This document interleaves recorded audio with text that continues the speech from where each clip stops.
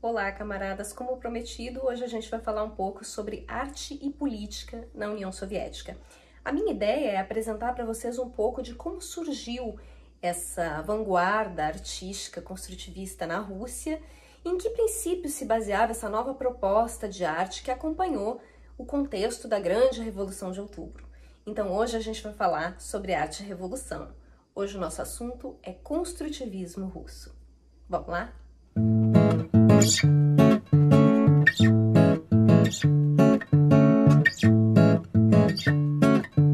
Bom, primeiro de tudo é entender o que é construtivismo russo. O construtivismo russo é um movimento artístico que teve início lá junto com a Revolução de Outubro. É importante, muito importante mencionar que as coisas em história não acontecem no estalo de dedos. Então é um movimento artístico que já vinha sendo organizado antes do processo revolucionário nos meios intelectuais e artísticos, que acompanha todo o processo revolucionário e que vai se afirmar nos primeiros anos pós-revolução como uma vanguarda artística. Esse movimento artístico, ele teve uma importância muito grande porque ele dominou a cultura russa ao longo de uma década. Então, aos poucos ali, depois da década de 30, a partir de 1934 em diante, é que ele vai perdendo força e vai sendo paulatinamente substituído pelo realismo socialista, que é uma outra proposta de arte. Então é importante não misturar, não fazer confusão entre essas duas coisas, porque hoje a gente vai falar aqui de construtivismo russo, que não é a mesma coisa que realismo socialista, tá certo? Bom, como a gente sabe, a Revolução Russa ela abriu espaço para uma série de experimentos sociais e artísticos. Era um novo horizonte que estava se abrindo a partir dessa nova configuração transitória de um governo do povo, né, dessa experiência de socialismo real que estava em construção. E no campo das artes não foi diferente. A gente vai encontrar também a manifestação desse desejo de mudança, desse desejo de construir bases novas para a arte, que acompanha esses novos tempos. Existia no campo da arte uma hierarquia entre as manifestações artísticas, né? A ideia de que existia uma arte maior e uma arte menor. Nessa arte maior, a gente tinha, então, a pintura, o desenho, a escultura, que eram considerados arte maior porque eles tinham uma aparição única, né? Eles tinham um caráter único, uma ideia individualizante de produção artística. E não tinha uma função utilitária para a sociedade, era arte pela arte.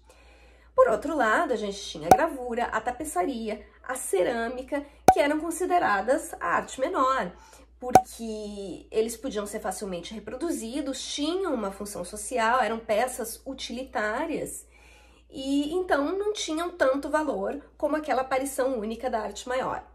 E o construtivismo russo, ele aparece também tentando romper com essa concepção. Mas é claro que nada é tão simples e tão evidente como possa parecer no primeiro momento. A Revolução Russa ela contestava toda a moralidade burguesa, né? Todos os valores da burguesia. E com isso contestava também a genialidade artística, a ideia de que brotava da sociedade um gênio iluminado que era capaz de criar maravilhas. Que tinha aí um particularismo em torno dessa figura desse artista, né? E da própria obra de arte. Isso quer dizer o quê? Quer dizer que agora o que interessava para essa sociedade era a promoção de uma arte que respondesse às demandas da classe trabalhadora. E não é à toa que o construtivismo ele vai ser levantado numa ideia de arte útil. Mas a coisa ela não parava por aí. Não parava por aí porque por muito tempo se trabalhou no campo das artes com a ideia de representação como mímese, como cópia, como imitação do real. Dentro daquela ideia de apresentar o real para o espectador através da obra. Ou seja, você não constrói o real, você representa o real através da obra de arte.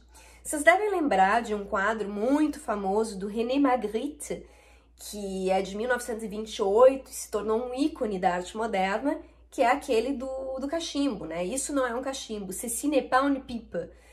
E essa obra ela é justamente considerada um ícone da arte moderna justamente porque ela está ali para problematizar a questão dessa mímese do real, dessa imitação do real. O que o René Magritte está dizendo para a gente é que a tela ela está ali trazendo uma representação do cachimbo, mas ela não é o cachimbo. Aí você pode me dizer... Maite, mas quando ele representou o cachimbo, ele criou um objeto real, único que é é a obra de arte, que é o quadro. E eu vou te responder sim, de fato. Só que esse quadro, essa tela, essa obra de arte continua não sendo a materialidade do que ele representa, né? Ele é outra, o quadro, a tela, a obra de arte é outra materialidade. Não é a materialização do cachimbo em si. Pois é, o construtivismo russo ele surge também contestando essa ideia de imitação do real. Só que com o construtivismo russo vem junto uma outra ideia, que é a ideia da função social da obra de arte. Esse uso social da obra de arte ele não funcionava só pela propaganda impressa, né, pela arte gráfica desses cartazes que são conhecidíssimos até hoje da arte russa, da arte soviética. O uso social da arte que eles vinham trazendo falava dos materiais que seriam utilizados para confeccionar essa obra de arte. E eles propunham uma unidade entre a forma e o conteúdo, que é uma coisa muito presente no materialismo histórico e dialético. Então era respeitada para a produção de uma obra de arte no construtivismo a propensão natural desses materiais, das matérias usadas para a confecção de uma obra de arte. O que se operava aqui era a transformação da natureza, e a criatividade era vista como um processo que se desencadeava ao longo dessa atividade de transformação dessa matéria numa obra de arte, respeitando a propensão natural dessa matéria. Mas o que esse movimento ele pretendia ao fim e ao cabo? O construtivismo, ao contrário do que muita gente pensa até hoje, não se propunha ser abstrato. A gente sempre tem que pensar que uma obra de arte, uma vanguarda artística, ela é fruto também do seu tempo. Então a obra construtivista, ela devia ser a expressão do artista para suprir as necessidades físicas e intelectuais da classe trabalhadora como um todo. Então o que se buscava? Primeiro, satisfazer as necessidades materiais da classe trabalhadora, por isso que essas obras elas tinham uma função. Em segundo lugar, se buscava expressar as aspirações que não eram as aspirações do artista unicamente, eram as aspirações do artista conectado com as aspirações da sociedade, da coletividade em geral. Em terceiro lugar, ela se prestava a organizar os sentimentos do proletariado através da arte. Em quarto lugar, muito importante, a ideia da acessibilidade à arte, de universalizar essa arte, de dar acesso à cultura e à produção artística para toda a classe trabalhadora. Aí vocês vão me perguntar, Tá, mas então o construtivismo ele não era uma propaganda do sistema soviético? E eu vou responder, sim, o construtivismo ele trazia também propaganda, mas ele não era só isso. Para os construtivistas, a arte ela tinha que sair dos grandes salões, das grandes galerias de arte, dos palácios, das bibliotecas, dos teatros, que eram locais onde só a elite acessava a arte. O Mayakovsky ele chegou a dizer que eram verdadeiros depósitos e esconderijos do gênio humano, esses lugares onde só a elite conseguia acessar. Então a ideia era universalizar o acesso às obras de arte através do construtivismo. E essas obras, a gente vai ver que elas não traziam só propaganda, elas eram obras pedagógicas também. Percebam como as obras construtivistas, elas trazem muitas vezes formas geométricas que sempre contam algo para quem está olhando. É a tal da função pedagógica que a gente está falando aqui.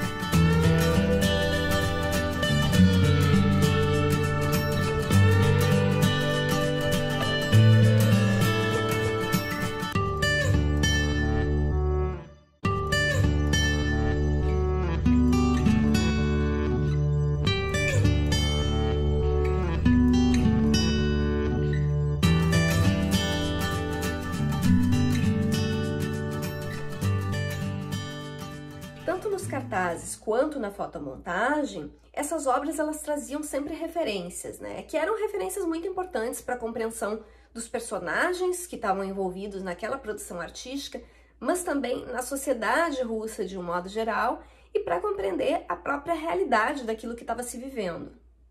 O construtivismo ele negava absolutamente que a arte devia ser um elemento espacial criado completamente separado do cotidiano das pessoas, da sociedade de um modo geral.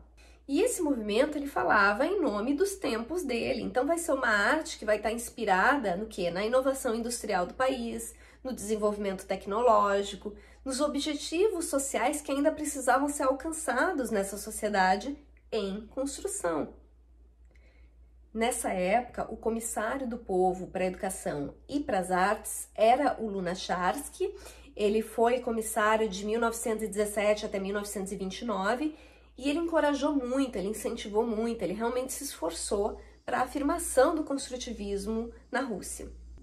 Então é ele que vai realmente batalhar pelos incentivos governamentais para espalhar estúdios de arte na Moscou inteira, que se torna, ao longo do tempo, berço do construtivismo russo. Nesse período, lá pelos idos de 1920, havia uma interação bem grande entre os artistas russos e os artistas alemães, a ponto do construtivismo russo ser visto com bons olhos pelos alemães, né? Ele foi muito bem acolhido na Alemanha.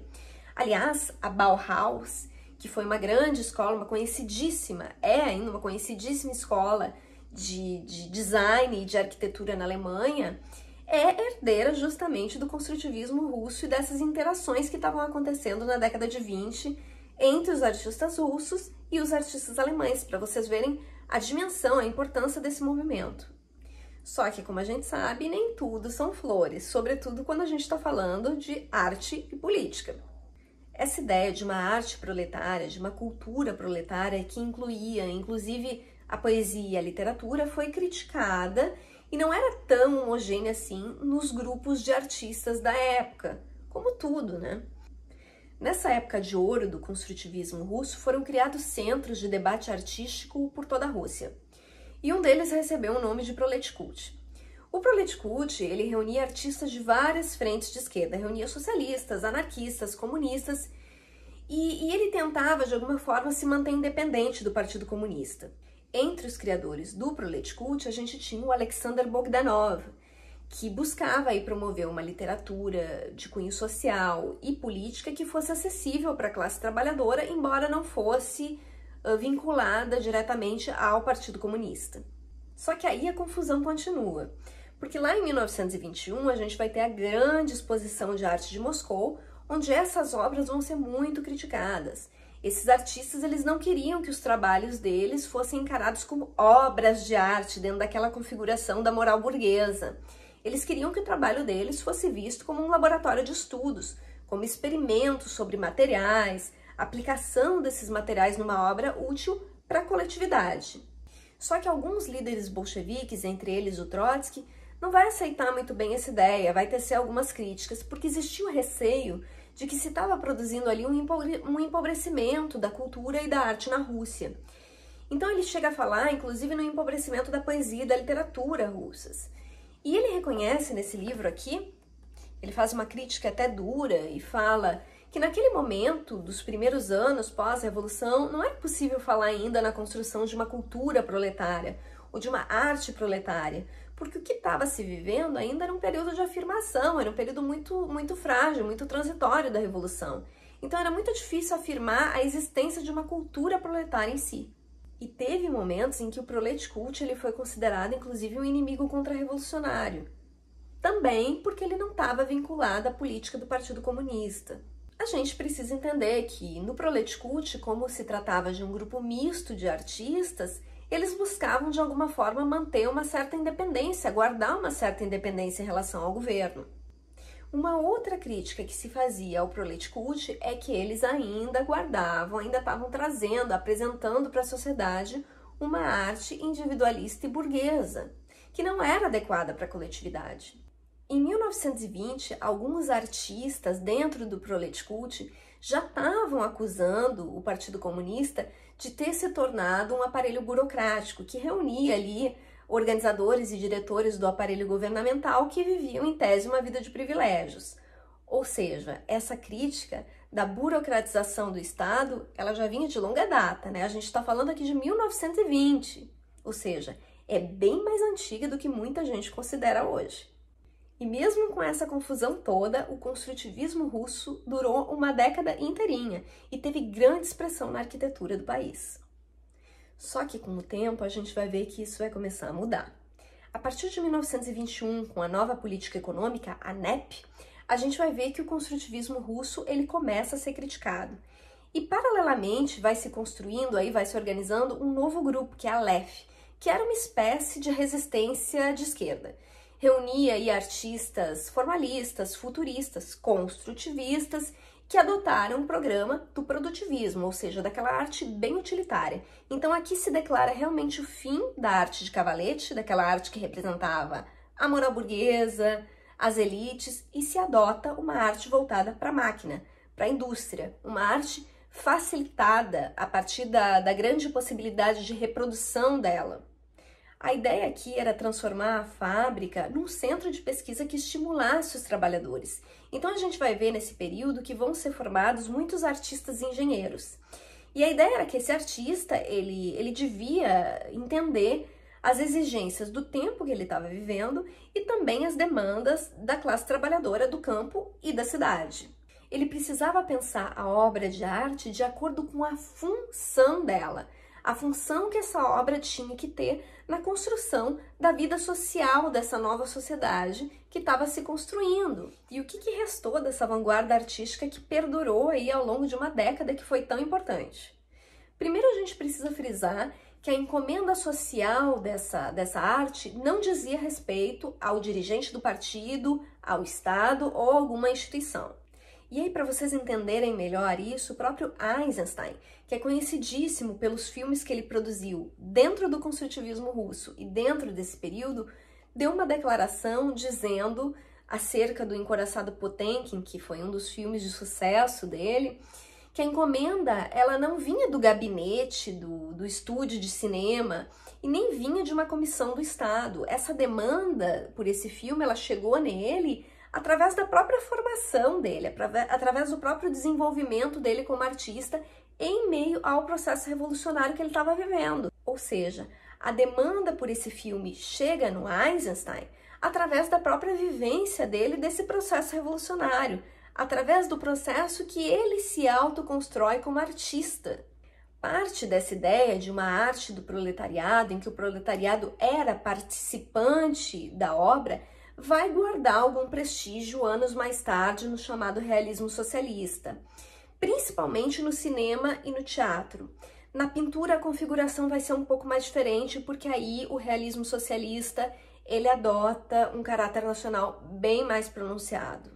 Para os construtivistas russos aqui, o artista ele devia ocupar um lugar ao lado do engenheiro e do cientista. Então, o que se queria era associar a arte à ciência, à indústria, e isso era visto como um sinal de criatividade nesses tempos. O Alexei Gan, que foi um conhecido artista e designer anarquista, dizia: "Nós não queremos fazer projetos abstratos, mas tomar problemas concretos como ponto de partida." A ideia era, de fato, uma produção baseada na ciência e na técnica. Os construtivistas, eles repudiavam completamente essa ideia de arte pela arte que privilegiava a estética, desligada da pedagogia, de questões morais, da própria funcionalidade das obras. Porque o que eles queriam era justamente privilegiar as características e manifestar essas características naturais dos materiais que eles estavam usando para confeccionar essas obras. E é interessante a gente pensar como é que se elaborava o processo de criação desses artistas, porque todo esse processo era em cima da dialética. Os artistas partiam de uma ideia de totalidade. Essa ideia de totalidade aqui no caso era baseada no uso social, na função social dessa arte e na escolha dos materiais convenientes que esses artistas faziam para a construção das obras. Então eles articulavam aqui a junção da forma e do conteúdo. E a ideia era justamente unir forma e conteúdo na construção de algo novo, que era justamente a transformação dessa matéria, respeitando a propensão natural dela.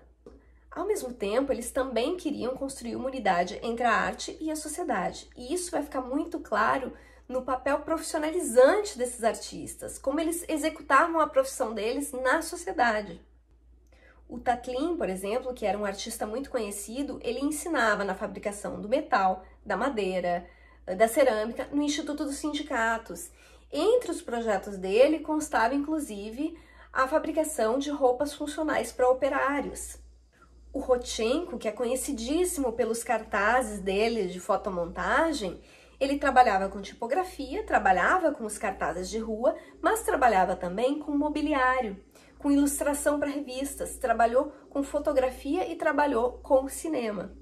O Eulicides trabalhou na arquitetura, trabalhou com design de interior, trabalhou com produção de mobiliário, trabalhou com projetos gráficos de revistas, ou seja, esses artistas eles eram multifacetados, porque essa era a ideia, essa era a concepção de ser artista dentro do construtivismo russo. O construtivismo ele queria mostrar para a sociedade a evolução do processo artístico. Por isso, normalmente, esses artistas eles começavam trabalhando sobre uma superfície plana que ia evoluindo para a tridimensionalidade. Inclusive, tem uma obra genial que foi concebida, acho que pelo Eulicides, que mesmo se não for eu vou colocar aí na legenda, em que ele projetou, e eu tive a oportunidade de ver numa exposição a maquete dessa projeção, um prédio em espiral que ia abrigar o centro de propaganda, o departamento de propaganda da União Soviética, ou seja, importantíssimo, e que ia ser inaugurado no aniversário da Revolução. E esse centro era algo mirabolante, vocês imaginem, uma pirâmide, um formato piramidal, em forma de espiral, que tinha vários eixos, cada andar ia ser um departamento, e esses eixos, eles deveriam girar em sentido inverso, um horário e um anti-horário, ou seja, era uma loucura e era um prédio de vários andares. Infelizmente, esse projeto ele ficou inacabado por falta de verba, que era um dos problemas que impedia esses artistas de realizar essas obras fantásticas. E quando é que isso tudo começou a virar um problema? Bom, primeiro com a substituição que foi sendo feita aos poucos do construtivismo russo para o realismo socialista.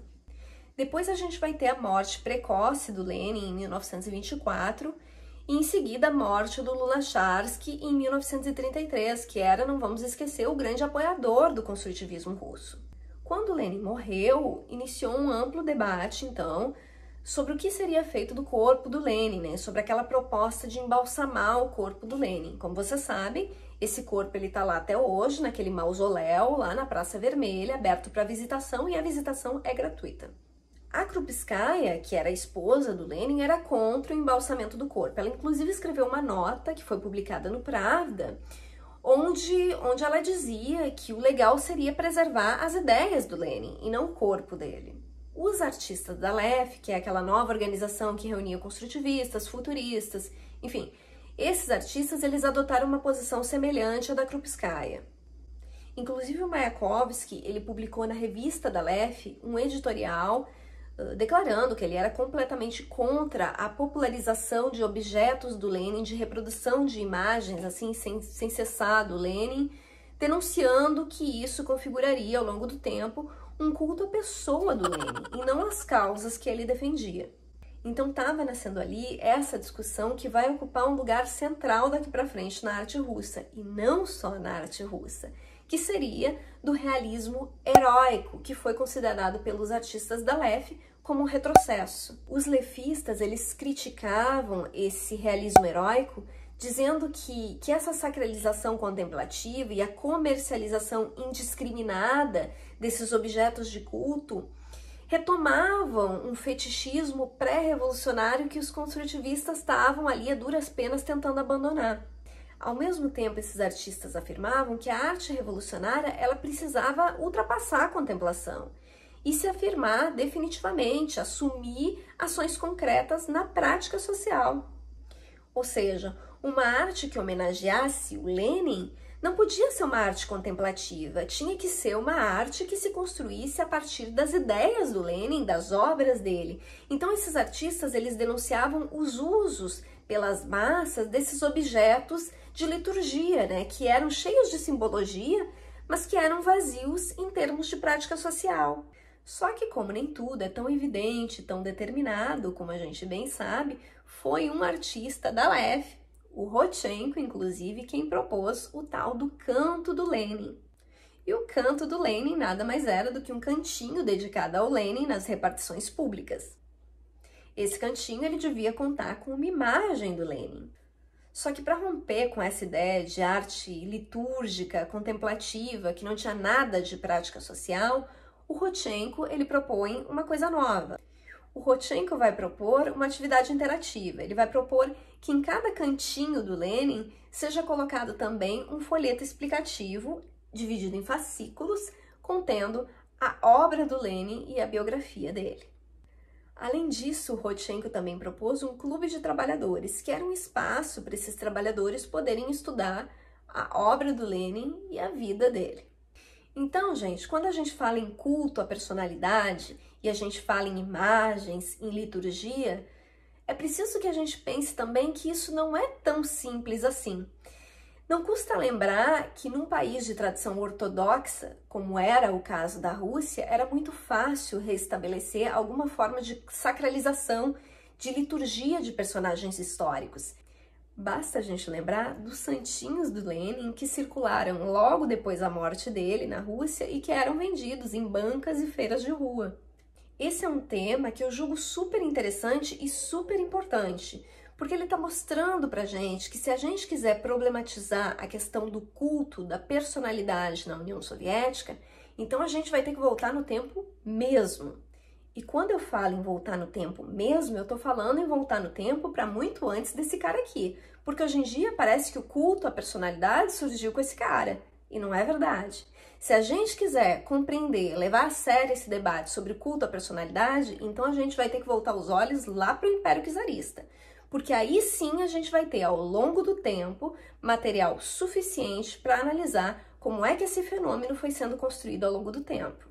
Mas uma coisa eu já posso afirmar, esse fenômeno não foi fruto do gênio diabólico de um único homem, isso com certeza não.